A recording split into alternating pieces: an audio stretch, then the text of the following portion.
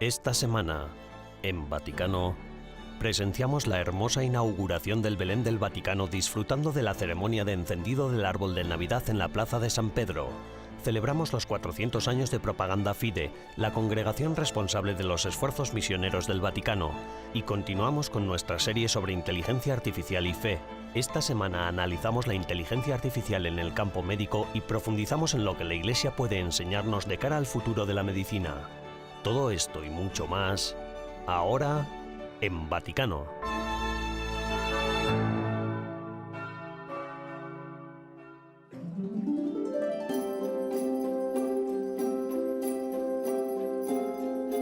El 3 de diciembre, víspera del segundo Adviento, el Vaticano inauguró el Belén y el árbol de Navidad de este año en la Plaza de San Pedro. El cardenal Fernando Vergez Alzaga presidió la ceremonia, que debido al mal tiempo se celebró en la sala de audiencias del Vaticano.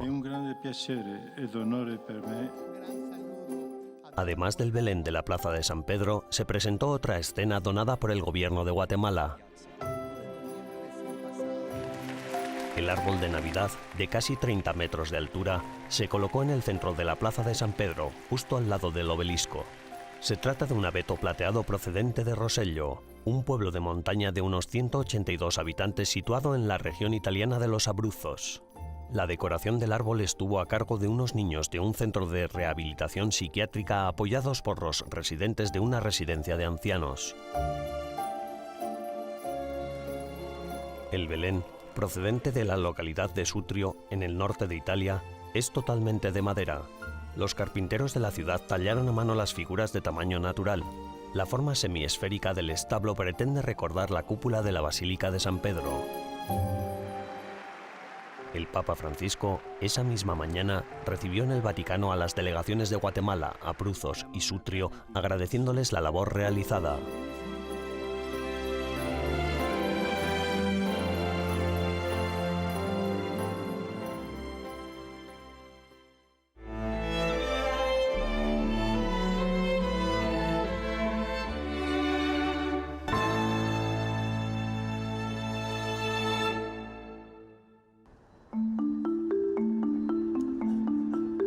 El 6 de diciembre, Francesco Antonio Grana, vaticanista italiano, presentó en la Basílica de Santa María in Montesanto, también conocida como la Iglesia de los Artistas, el libro que él mismo ha compilado y editado, una encíclica sobre la paz en Ucrania. El libro recoge todos los discursos del Papa Francisco que piden el fin del conflicto en Ucrania. L'idea del Papa, que es el autor del libro. Fue idea del Papa, que es el autor del libro. Él fue quien lo quiso, quien eligió el título y quien me dio las indicaciones para realizar este trabajo, tanto al comienzo como al final de este trabajo que venimos haciendo juntos a lo largo de estas semanas. El Papa me ha repetido que está convencido de que el libro será un éxito. Ha sido muy gratificante haber podido trabajar con el Santo Padre. Hubo días en los que hablamos muy a menudo para continuar con el trabajo. El Papa tiene una capacidad de trabajo extraordinaria, una gran memoria y yo he crecido mucho profesional y personalmente trabajando junto a él. Humanamente, lavorando con lui. Como dice el prefacio, el libro es un diario de la guerra, escrito por el mismo Papa Francisco, pero es un diario de guerra que aspira a convertirse en un diario de paz. Sono molto forti e molto importanti. Los llamamientos del Papa para poner fin a la guerra en Ucrania son muy importantes también para los no creyentes, no solo para nosotros los católicos, pero para nosotros es sin duda crucial, todo un alivio saber que contamos con la presencia del Papa y también de toda la Iglesia. El libro pretende ser una advertencia para que el mundo no conozca nunca más los horrores de la guerra, una auténtica encíclica sobre y por la paz en Ucrania y en todo el mundo. Del Papa e anche di tutta la Chiesa con noi. El libro pretende ser una advertencia, clamando por la paz para que el mundo no vuelva a conocer los horrores de la guerra. Toda una encíclica por la paz en Ucrania y en todo el mundo.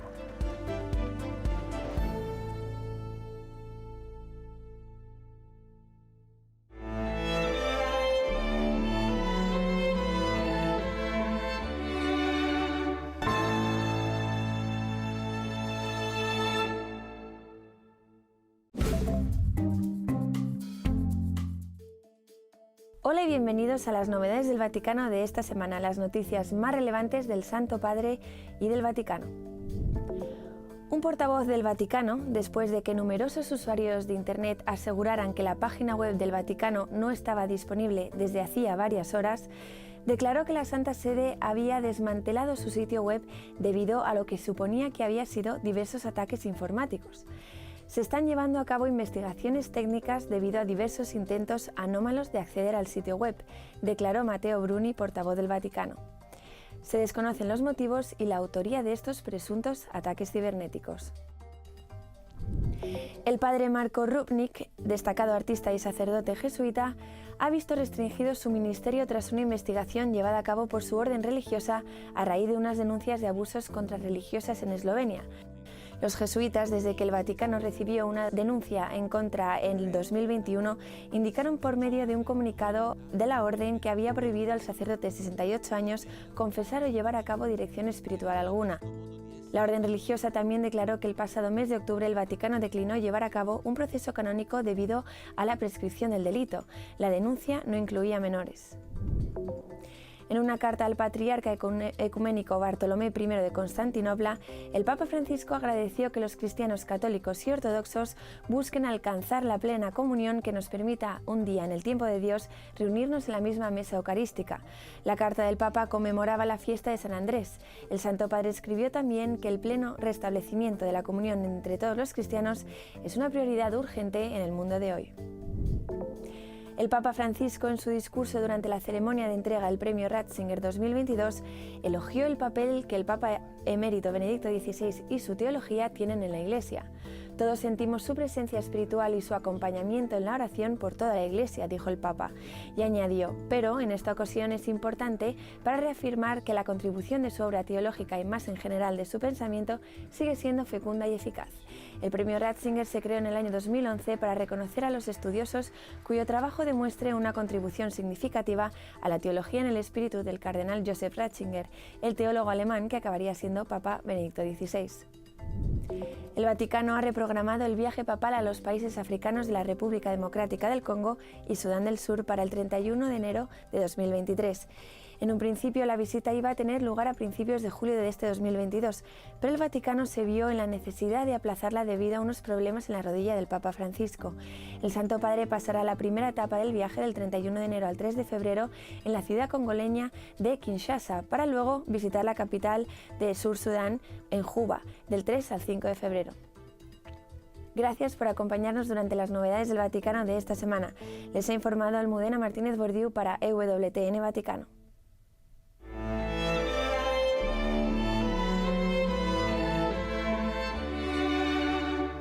En breves instantes, regresamos con más en Vaticano.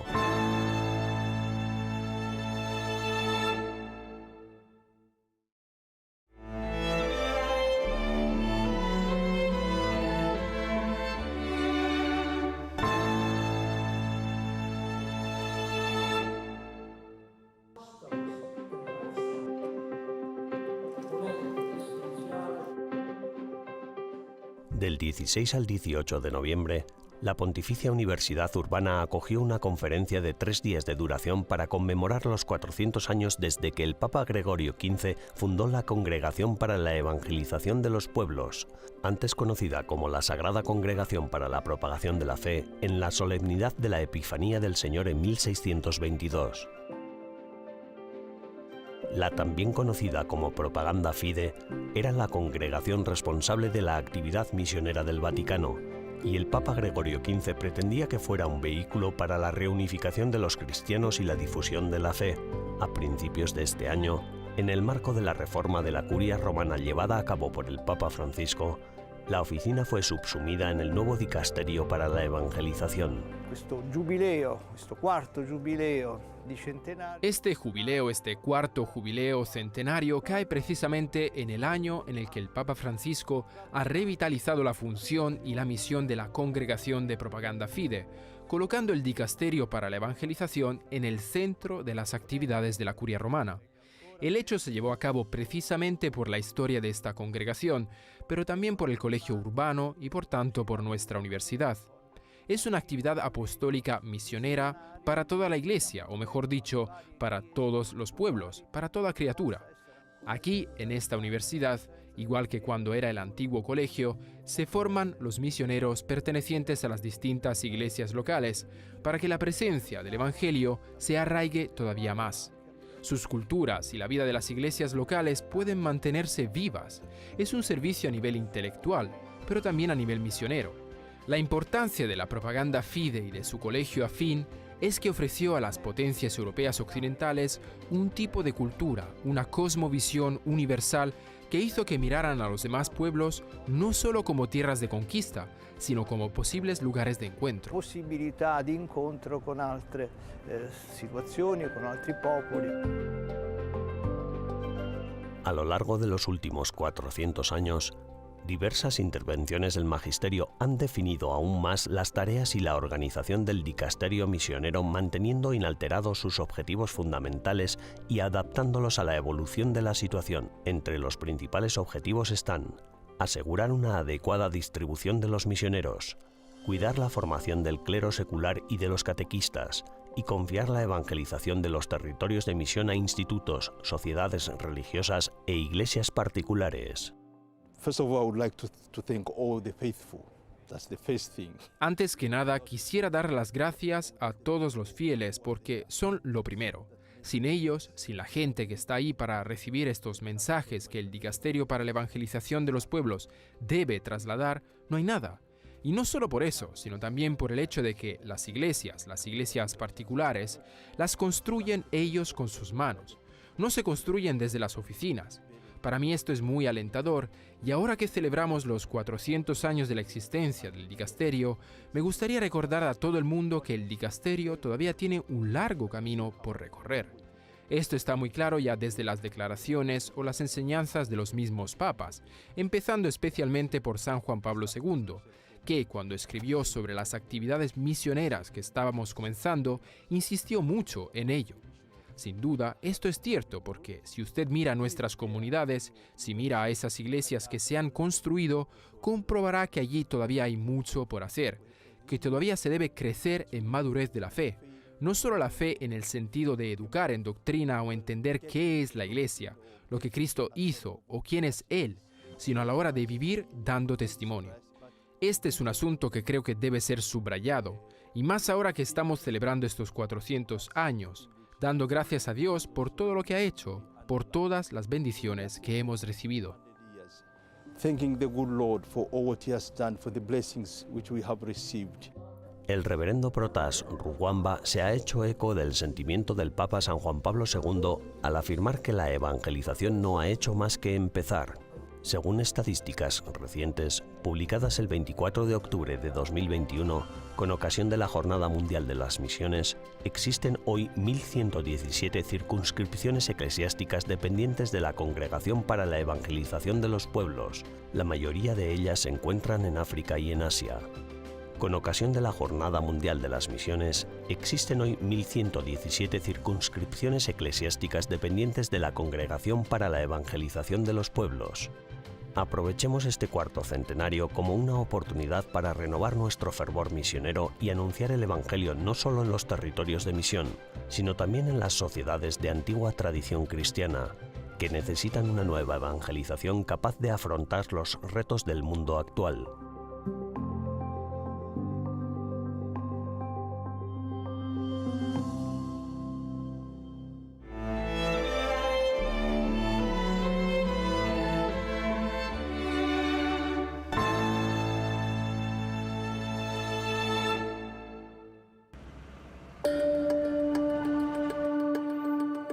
En noviembre de 2022, el Vaticano participó en la cumbre sobre el cambio climático de las Naciones Unidas en Sharm el-Sheikh.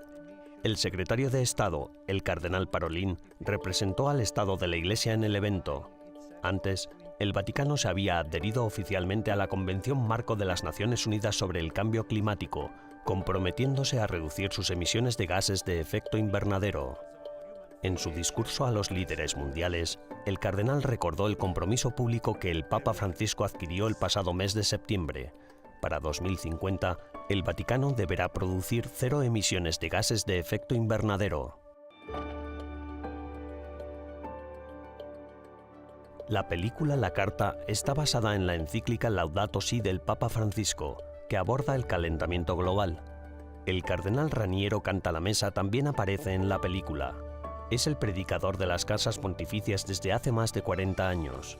Cada semana, el Papa acude a escuchar sus sermones. En una de las escasas entrevistas que concede, explica en exclusiva por qué es tan importante el cuidado de la creación.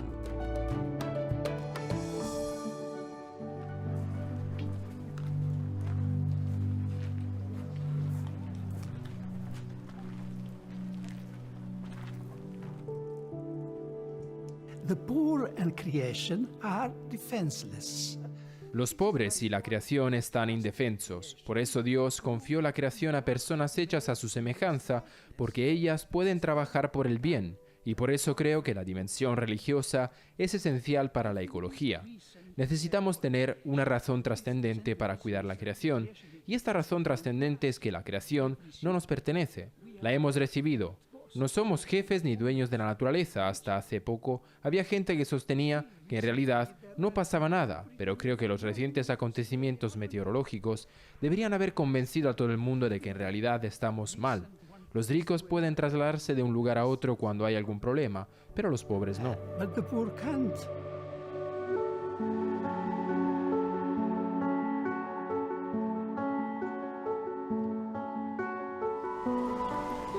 Laudato sia mi Signore, per frate Sole.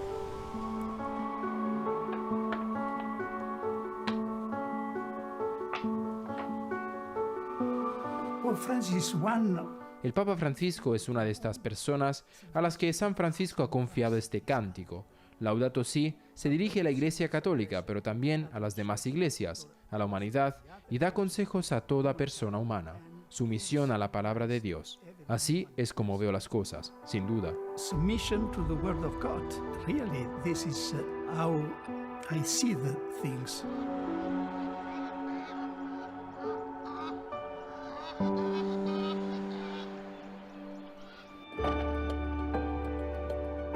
Reflexiones como esta serán las protagonistas de otra gran conferencia que se celebrará del 7 al 19 de diciembre en Montreal y en la que el Vaticano participará por primera vez. Será en el evento del Convenio de la ONU sobre Biodiversidad.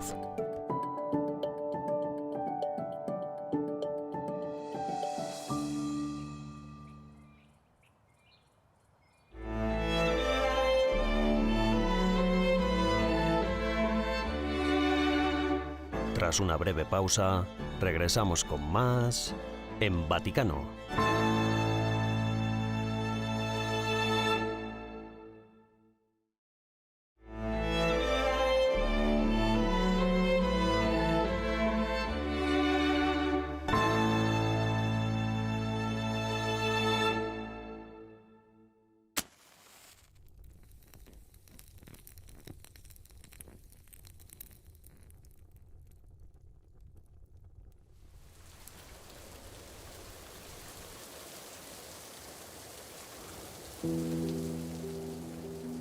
Desde tiempos inmemorables, las personas han pretendido vivir eternamente.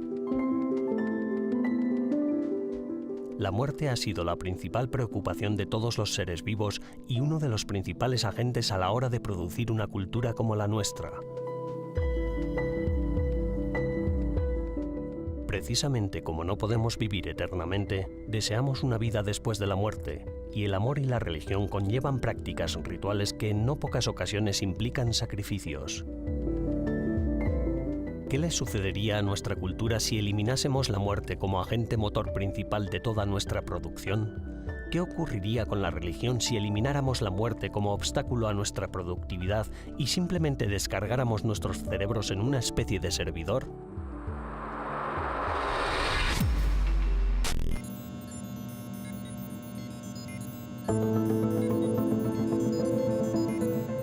Por ahora estos planteamientos parecen ridículos e inverosímiles, sacados de una novela de ciencia ficción.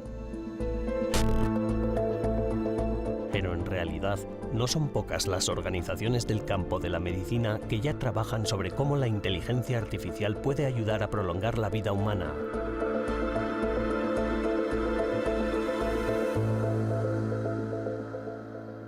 Mi piacerebbe arrivare ad un punto in cui la distinzione tra Me gustaría llegar a un punto en el que la distinción entre la tecnología y el componente humano sea cada vez más difuso, de modo que sea difícil percibir qué parte es biológica y qué parte artificial.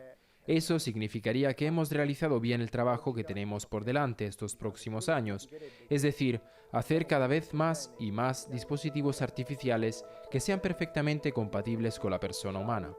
Qualcosa di compatibile con la persona umana.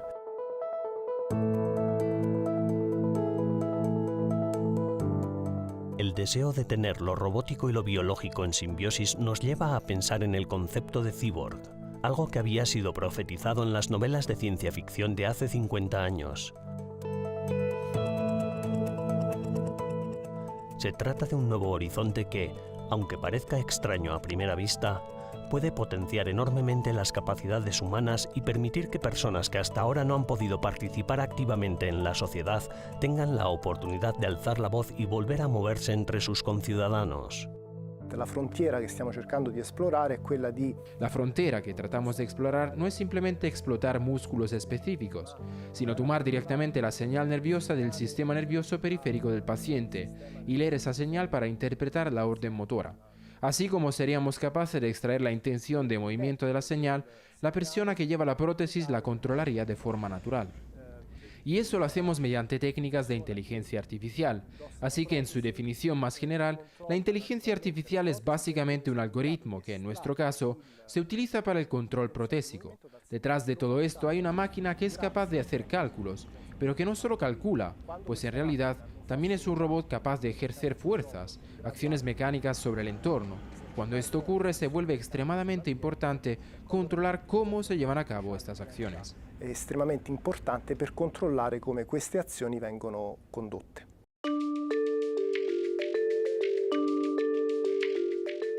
A medida que la tentación de la inteligencia artificial de fácil acceso para la resolución de problemas se hace más accesible y aparecen cada vez más posibles usos, será más tentador delegar las responsabilidades y las decisiones difíciles a estas entidades de inteligencia artificial.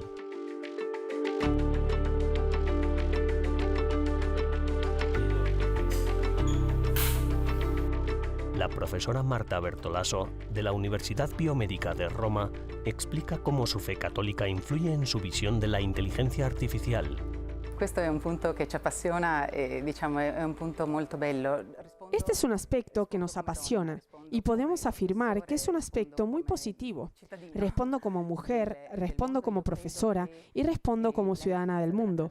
Creo que la riqueza de la tradición cristiana, incluso la teología de la encarnación, justo en un momento en el que corremos el peligro de ir hacia una concepción muy abstracta del hombre por culpa de todo el mundo digital, nos devuelve a lo que es la verdad fundamental y que a su vez también nos permite explorar las posibilidades de la inteligencia humana.